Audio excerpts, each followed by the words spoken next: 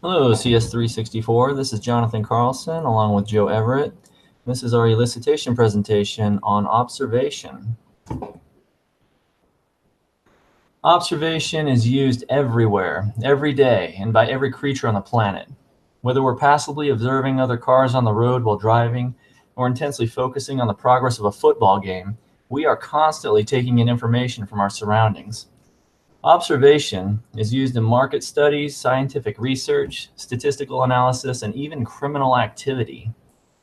In this presentation, we're going to be discussing what observation is and how professionals use it to collect vital information. Despite our constant engagement in observing the world around us, we're not automatically expert observers.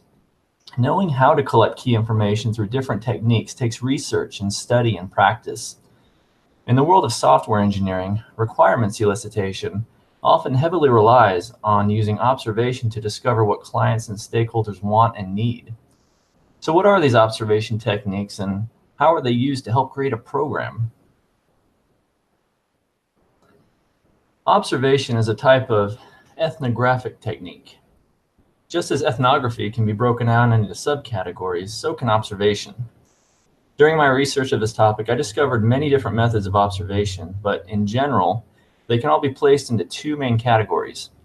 First, there is observation without intervention, sometimes referred to as direct observation.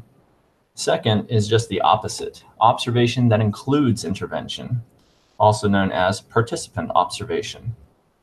Knowing which technique to use all depends on what you're studying, and choosing the wrong technique can lead to horribly inaccurate conclusions.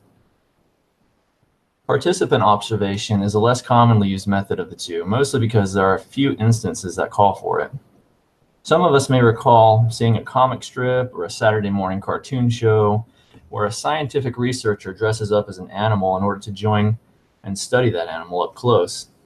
In these scenarios, the researcher is attempting to integrate his or herself into the group to gain a more complete and thorough understanding of what's going on from the inside. In software requirements elicitation, an analyst may work alongside stakeholders and users while trying to determine what they want in a program or how to best implement what they want. At times, participant observation may seem a little excessive, but there are times when participant observation is the only way to acquire the desired information from a sample group. On the other hand, participant observation can have some serious setbacks. If a researcher has a very large or diverse sample group to study, this method would be extremely difficult to perform. Can you imagine trying to collect data by integrating yourself into dozens of different cultural groups in a short amount of time? What kind of information would that result in? Generally speaking, participant observation requires a longer commitment to the subject group than direct observation and can be very costly both in time and in resources. The more common method of observation is direct observation or unobtrusive observation.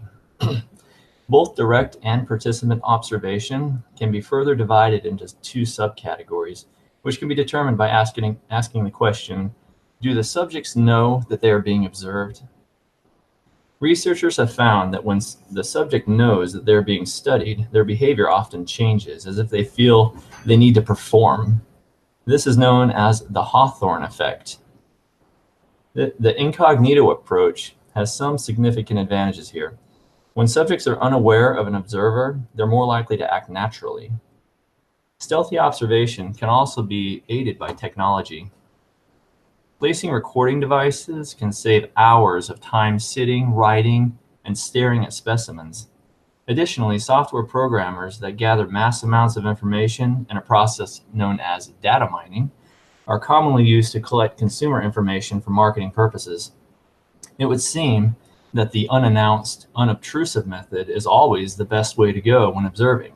However, many individuals and organizations have taken this technique to harmful extremes.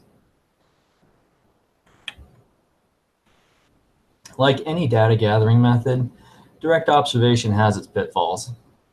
Perhaps the most difficult to cope with can be those that lead to illegal actions against the observer. Modern technology is frequently abused to collect information about people without their consent.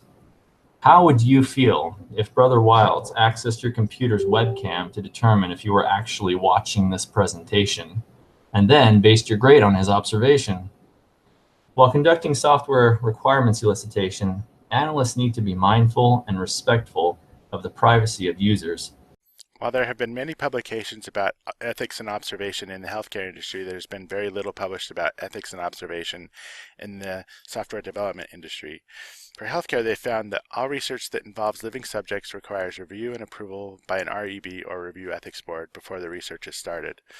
Translating that to software development, we found that if the observer and the person they're observing works for the same company, then it is ethical because they're bound by the same confidential information rules that the company has established. But if the observer is working for a third party, they may need to clear their observation with management so that they can deal with any confidential information issues. If there is a high confidentiality of information, then the observer may need to be escorted by management so that that information can be controlled. It is also necessary that the observer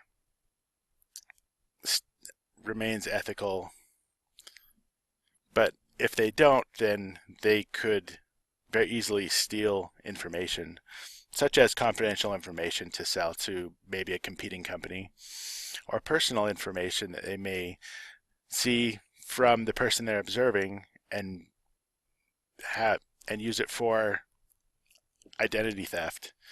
Also, if they see passwords being entered, then they may be able to go back later and log into the system to see confidential information or other information that they can use for theft and maybe sell to a competitor or for their own gain.